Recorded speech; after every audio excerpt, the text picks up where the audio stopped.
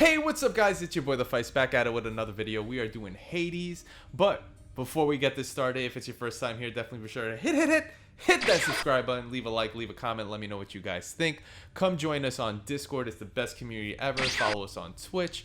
Also, if you want to support the channel, we don't have YouTube monetization, check out the YouTube description below. We have coffee mugs and t-shirts. We have more stuff on the way. So let's get into this content, guys. I've been having some microphone issues like crazy, and I want to go through the content really fast. I need to get a new mic. Let me know in the comments below what mic I should get. I have a Yeti and it keeps disconnecting. It's trash. But I digress. Let's get into the content right now. I just totally bashed Yeti because of what they done. But we're going to be talking about Mirror of the Night. This guide is going to help with beginners. It's going to help with mid-game and eventually leading into end-game. What are some of the best options you can go for in the beginning and then also in the end and all that good stuff. So before I get it started, Mirror of Night. You get this as soon as you start, but the second part, which is the other aspect of the Mirror of the Night, I guess I'll call it light in this case, that happens later down the road in the game when you talk to Nyx and she asks how the Mirror of Night is, and then she powers it up, and then you get aspects for the other side. So then you're able to swap into them.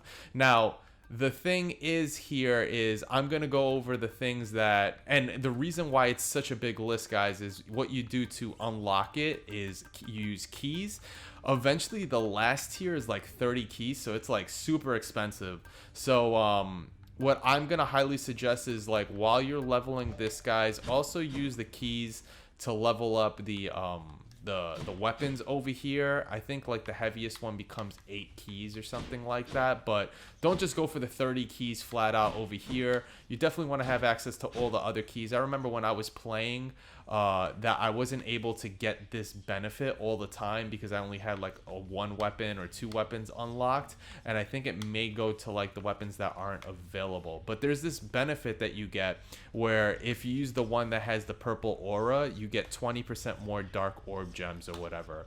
We also use the construction to get the 20 benefit from it, so that's another thing to keep in mind. So let's get into each of these items, guys, and we'll just kind of go through them. I'll try to keep it as short as possible, but I want to be in depth for you guys.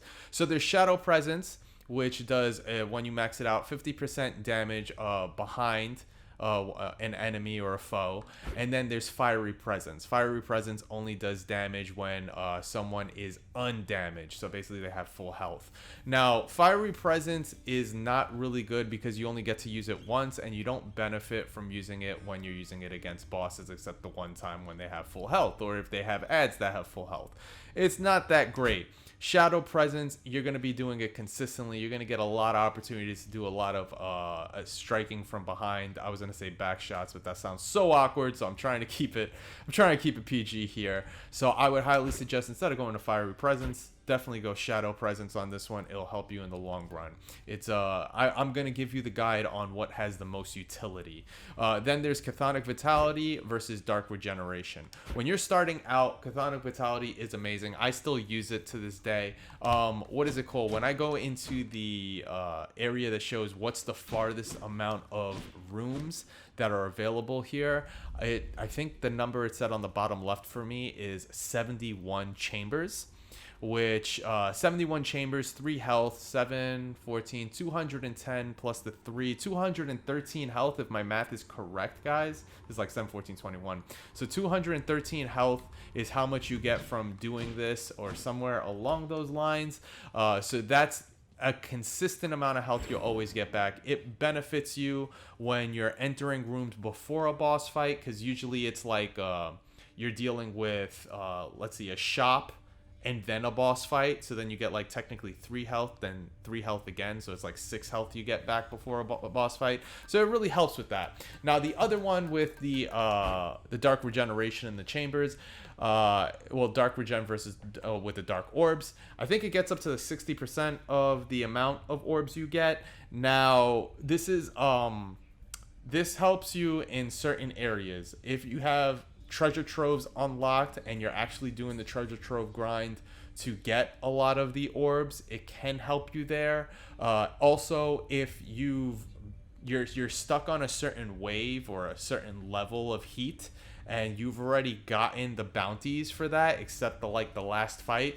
When you finish a boss, you're gonna get dark orbs. You're gonna get dark gems out of it. I keep saying orbs and gems interchangeably. I'm sorry, guys, but you know what I mean. So when you defeat a boss, you'll be getting them from there. So you'll be getting more health after you defeat a boss, and then you'll also be getting a fountain. And with lasting consequences, which is after you beat the game, you get this these heat level increases. That can help you potentially in the long run because it reduces your health, the amount of health you get. Eventually it gets to 100% where you can't, but you wouldn't want to do that. I'll do a separate guide on which ones you should do first to kind of help you beat the early levels of heat and so on and so forth and stuff. But for the time being, I'm just kind of keeping it very simple and to the point. So I like consistency. If you're starting out, guys, honestly go with the consistent survivability. Go with Chthonic Vitality. It'll help you. When you want to swap to Dark Regeneration, just because you're going to have a lot of treasure troves, and you're going to be dealing with bosses that are going to drop the dark gems because you already went through that playthrough, it can help you. But I just like having that consistent health. So the next thing we're going to go to is Death Defiance or Stubborn Defiance. Death Defiance is really nice. You basically get 3 lives, and then if you get the Skelly buff, which you kind of use at the end of a run just to use it for Hades, if you're not using a stacking keepsake like Thanatos for damage output or whatever. If you're doing a Lucky Tooth, you get another Death Defiance, so that would be like 4 lives you get. So it's really nice to have that. Going into the other one where you basically, instead of dying, it restores 30% health when your life total is depleted 1 time per chamber. It's nice to have that in the sense where you'll have an extra life every time on the chamber. So but I definitely do like having Death Defiance in the sense, because if you can keep all your lives till the last fight, it'll help you. So Death Defiance is really good. It's really consistent, and it'll help you get further into the game more than Stubborn Defiance would, especially earlier on. So this will definitely help you guys. If you ever needed a respec, guys, you can just go over here, use a key, and reset the talents. That's kind of what I did once I started to go into the build that I wanted. And I was like, okay, you know what? These are the points. I don't want to put anything into Fiery Presence. I'm never going to use it, so on and so forth. So you can definitely do a reset with the keys. Now, we talked about Death Defiance, which that's the one you should go for. And also, guys, there's a boon that that Ares has, where if you do die on a Death Defiance during an encounter, your damage output increases by like 20% damage or something. I don't know if it stacks if you're using all the deaths on one boss. So like if it's this one, I'll go right here. Olympian Gods. If you go to Ares, it's gonna show it as a common, so it's not gonna look great, but it's gonna it increases based on rare, epic, so on and so forth. After using Death Defiance, deal more damage and counter bonus damage 15%. So just talking about the common percentage, it's like, does it stack if you die 3 times to Hades? So like 15, 30, 45. You know what I mean? Like that would be kind of crazy, but just on the aspect that you get 15% just on the common, it's really nice. So like that's one of the reasons why I definitely do like having Death Defiance. So the next thing is greater reflex, guys. You get an extra dash versus just having 1 dash with 50% chance of damage and dodge for 2 seconds. There's invincible frames in the dashes, so the more dashes you get, the nicer it is. So it's a really good thing, and it's like the most overpowered thing in the game. So getting more is really nice. You can go for this, but then you're playing like 50% chance of dodging, which is nice. But then you would have to stack with something from like Hermes to like increase the dodge to be a little more certain or whatever to help with that. But the damage increase is nice for 2 seconds. But like I said, guys, and then you would need to get the Hermes item to get more dashes or whatever. It's just, this is much more reliable. There's more utility, and with a dash, you do an extra attack, like just as a passive, like Poseidon's dash, Zeus's lightning bolt from dashing, all those things. Like, so it's an extra attack in a sense if you think about it, if you get an extra one, so you get more invincible frames and more dashing, so greater reflex, and you travel further if you need to get away. It's just, it has way too many perks that you should go for greater reflex versus a wishy-washy 50% chance of getting hit or not.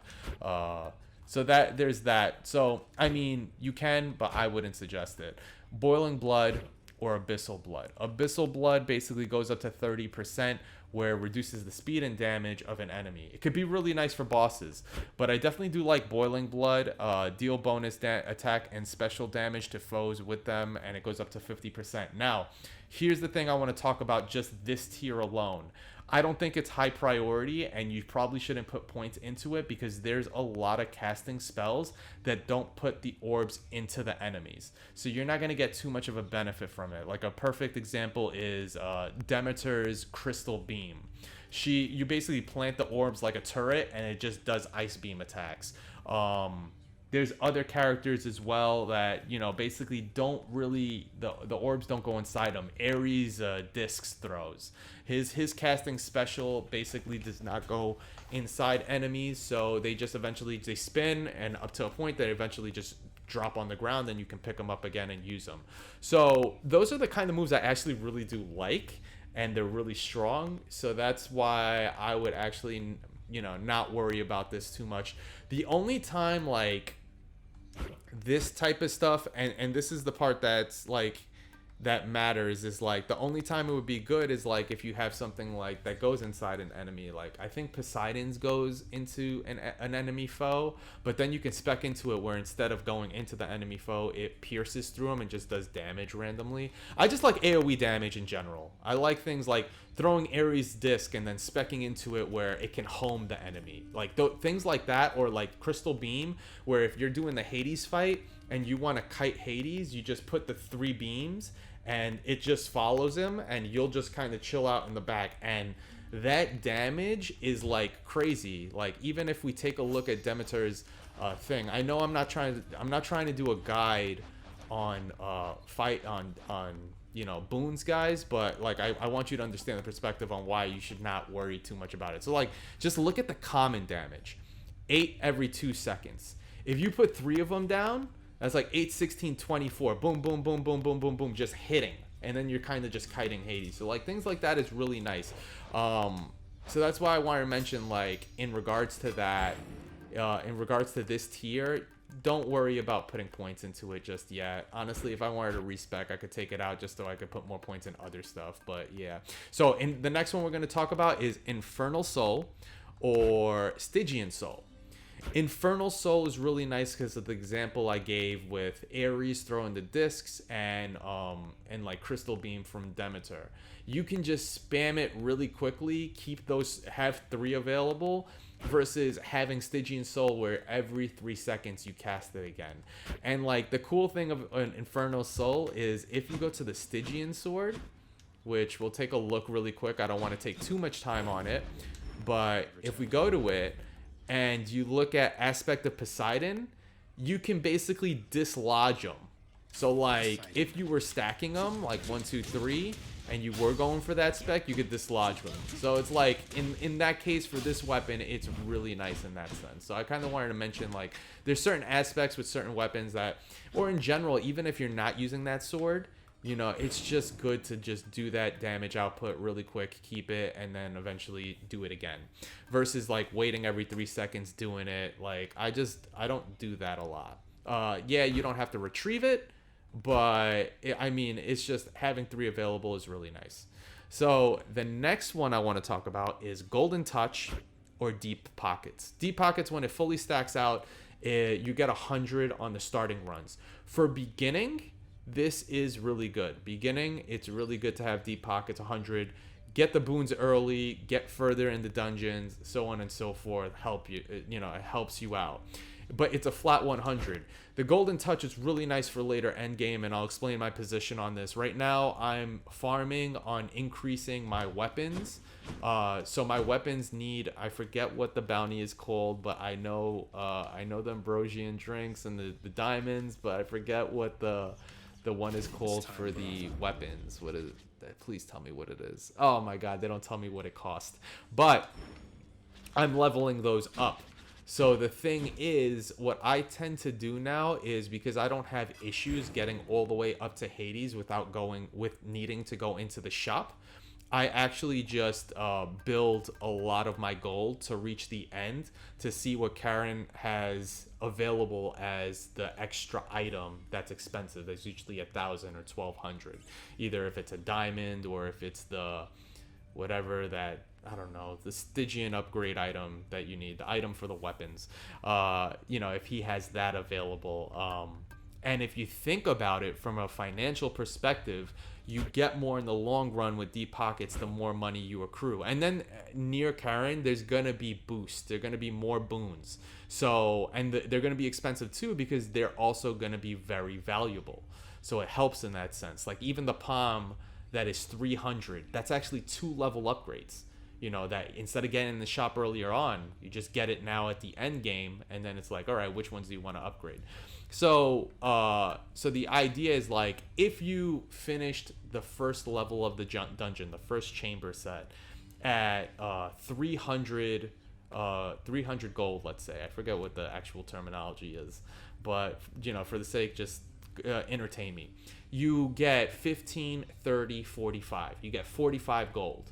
If you do that again, you get 90, and then if you get it again, you get another 45. You go over the 100 mark. It really helps when it comes to getting the most out of the golden touch, the amount of money that you can get, which you eventually can use. But the thing is, when you go 300 in the first chamber, the next chamber, if you don't use any money, you're going to have like 600. So technically, it's going to be 45 plus 90. So you're going to stack insanely. And then if you go again with another chamber set without using money, you're going to be at 900. So that's going to be, 45 plus 90 plus, the 45 plus another 90. It's a lot of money. Eventually, you reap it so significantly if you play that way. So early game, go for deep pockets, because you're not going to be able to get that far without depending on the shop. But then once you're able to get further without the shop in the later ones, start going for golden touch, so you could start getting the boons later on if you don't need those items anymore, and start stacking the other things. Golden touch just really helps in the end, in the long run. And you can even stop like after like the first or second chamber, or the second chamber, and you'll get so much more out of it. Because then if you start going into like gold chamber rooms, just cause that was an option, like it helps you increase this even further. So yeah, that's the position I want to mention: early, later. But basically that's the aspect. So the next thing we want to talk about is thick skin versus high confidence. High confidence, deal bonus damage while your life total is at 80%, and then you keep increasing it to a certain amount, versus thick skin, which is a consistent extra 50 health. So you start out with 50 in the game, then you get another 50, and then it becomes 100. This is consistent, and it's really good for survivability. Stick with this, guys. It's rare that you're going to be able to mess with something like high confidence. There was a build I did where it was with the Stygian blade, and I'm trying to remember what it was. It was something where it's like you every time you do an X attack, a regular attack, you get two health points. But your max health drops by like 40%. So if you were at 100 like me, because you're spec'd into the what is it called? You're spec'd into thick skin, you would be at 60 health. So what you have to do is you have to stack a lot of HP, increase the speed of your regular attack so you can get a lot of hits in quickly, and then basically kind of go along with those and increase the damage of your X, and that's really what you're going to be spamming with speed. So with that specific type of build, I could go high confidence, but instead of and then what I would need to do in the early levels, instead of using one of the other keepsakes that I really love using that help more in the long run, I probably would have to negate it at least on the first level to use Allspike Collar to have 50 health, so I could be at least 100 health so it kind of works out till I got enough max HP to kind of make me feel comfortable with it. But the thing is, with that build of the minus of the max, every time you got a max HP, which usually that heart gives you like 25 health, because of that debuff, it made it 10. It was really bad. So it's very rare to use something like that. There's not a lot of utility. Go thick skin. But I wanted to provide an example so you guys can get an idea. So the next one is privilege status versus family favorite. Now, unless you're going to a specific god like Artemis or something, or Poseidon or someone, if you're going to, I'm just gonna focus on this god, which then you really are narrowing what you have to like max things out. Yeah, you could probably focus on 2 gods and that would be good enough for family favorite, but it's not really that beneficial as opposed to privilege status, where every god basically has a curse to a certain point. Like Zeus even has Jolted, but you would have to get 2 items to make it happen. You would need to get the first item to do the electricity attack, however you decide, and then the option for Jolted will happen, which is a curse. Aphrodite has a curse right off the bat. Oh my god, I was gonna call him Dialysis. Dionysus, it has a curse right off the bat. Ares has a curse right off the bat. Poseidon has a secondary curse, kind of like Zeus, where he does it's like some type of rupture effect for water. But basically, Demeter has a curse which is freezing people. So there's a lot of curses in this game, guys. So it'll be very easy to get that extra 40% damage just by combining 2 curses together to make it happen. I always have 2 curses on every run, so it makes it happen easily. So the next one, so definitely don't go for that. Go for privilege status. Do this as a joking around thing, I would say. And then you can mess around with some interesting builds and have some fun, but you're gonna get more utility out of this. Then there's Olympian Favor or Dark Foresight. Olympian Favor is really nice because you just get that rare right off the bat. So if you wanted to kind of do this early on and then later switch to this, I'm going to probably mess with this later on because weapon upgrades are really nice. Weapon upgrades are really nice. I definitely do love them. It makes the runs very strong. So I'll dabble with this a little bit, but right now I'm just using Olympian Favor just because I want to have a better chance of having rares. But later on, I'm gonna swap into Darksight and have some more fun with it. So yeah, and that will probably be. But for early on, I would say go Olympian Favor. It'll help you.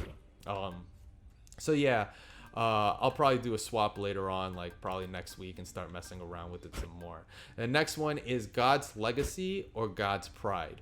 Now, I like God's Legacy because I love the duo benefits that you get. There's a lot of duo benefits that you get just by doing the mixing of matching, because I'm doing privilege status to get a lot of curses. So the thing is, I eventually lead into a duo combination. God's Pride is really nice for the chance of getting the epics. I forget what the amount is. I don't know if it's 20 or 30 or something like that, but I just like having the potential for having a legendary or a duo. So it's really nice. So I go with God's Legacy, and every time I got a duo, I get so excited about it. So it's really awesome to have it. But epics are really nice, but I would say out of these two, God's Legacy is better. So then there's Fated Persuasion and Fated Authority. Fated Authority allows you to change the gate. So if you had the green gems, if you change that, it would change it either into keys or a dark gem door.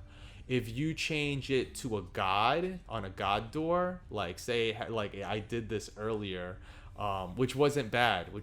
I was using Fated Authority for a minute. It changes it from Poseidon to a boss door, which is as Poseidon and Artemis, let's say, which is awesome. Getting an extra boon, Fated Authority is legit. But when it comes to certain builds that you're trying to do, I definitely do like rolling to see what other options. Oh, I'm so sorry, guys. I hit the mic. What other options are available when when you're essentially selecting a boon for a certain you know, and you know, what is it called, god or whatever. So it's really nice to have Faded Persuasion. When you're this far into the tier, guys, either or is fine. It's okay.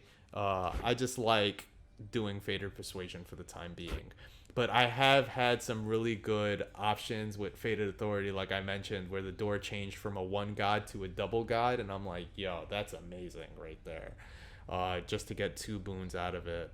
So yeah, so those are all the options, guys. I hope this was a short video. I lose track of time of how I talk and how long it takes or whatever. But I hope you guys appreciate it. Let me know in the comments below what you guys actually do as a run and what you guys are using right now. And let me know what you guys want to see next, because I definitely want to be able to provide that insight, that info for you guys and all that good stuff. So thank you so much, and I will catch you guys next time. Peace. See you guys. Thank you guys so much, and I'll catch you guys later. Definitely be sure to join us on Discord, follow us on Twitch, subscribe on YouTube, all that good stuff. See you guys next time.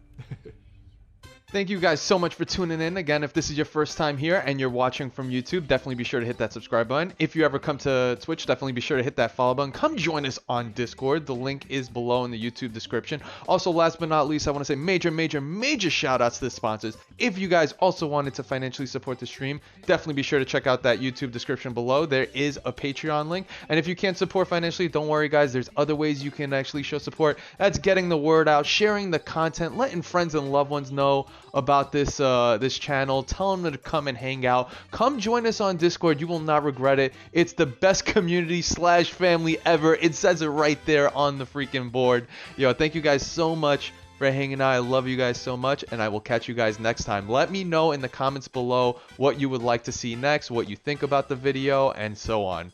I'll catch you guys next time. See ya.